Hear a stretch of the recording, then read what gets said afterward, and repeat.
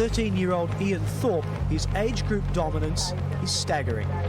At the recent Queensland Short Course Championships, he won 5 events out of 6, setting 3 new all-comer records along the way.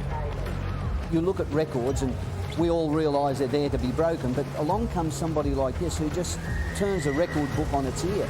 Already standing 185 centimetres, that's about 6'1", and wearing size 15 shoes, Ian is an imposing 13-year-old. In the year 2000, he'll only be 17. And whilst the Olympics are not an immediate aim, they remain an intriguing possibility. I do think about it a lot, but I will be very young for a male to swim at Sydney. But if I'm good enough, I'd love to go.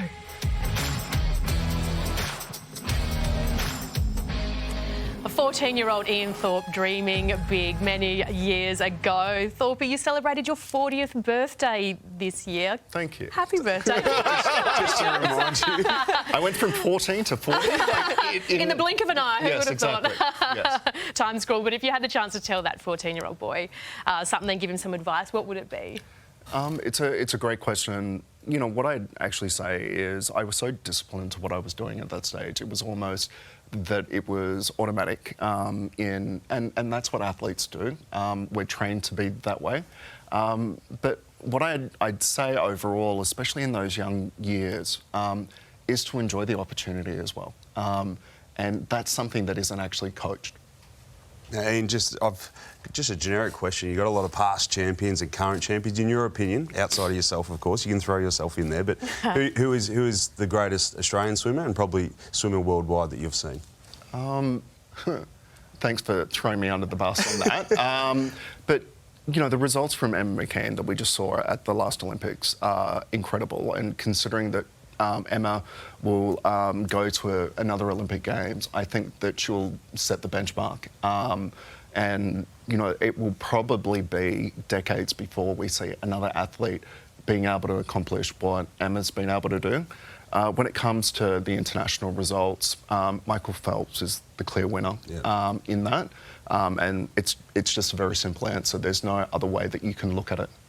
Thorpey, I went to one Olympics and pretty quickly got myself a quick Olympic ring tattoo so that I could try and get a few free drinks here and there. Is that how it works? Fantastic, great. You're one of our greatest Olympians of all time and you didn't get the rings. No, so I don't have tattoos, but I tell people I have scars. And they're physical scars and some emotional ones, I guess.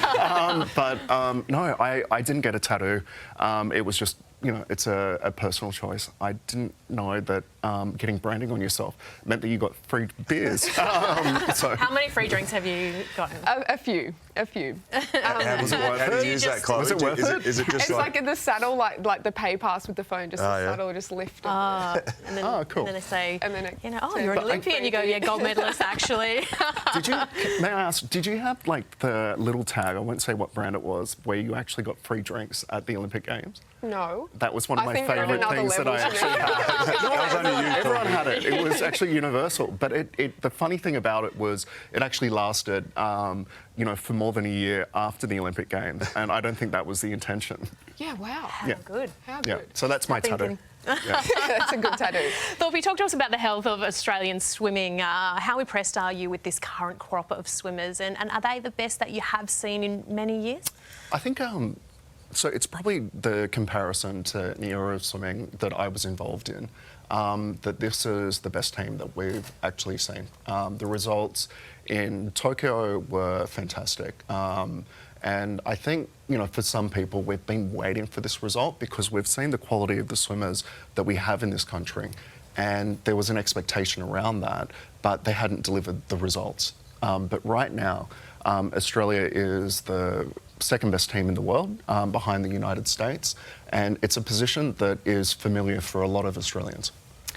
Thorpey, you mentioned earlier about Brisbane 2032 and the excitement of leading up to an event like that. I think swimming's probably struggled traditionally going through those 4-year cycles with the Olympics. We've obviously got Com Games.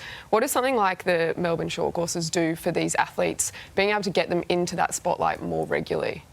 Yeah, it's times have changed, most definitely, where there was traditionally an importance in actually being out there and promoting the sport in that kind of way. But now that we've changed to more social media, it means athletes have that opportunity to be able to self-promote what they're doing and brands that actually pay their income. When we look at the 950 athletes that are funded by the AIS, the average income's around $16,000 that comes from the government. So athletes do have to be out there promoting themselves, otherwise they wouldn't be making basic wage on what they do. So this as a lead-up event is fantastic.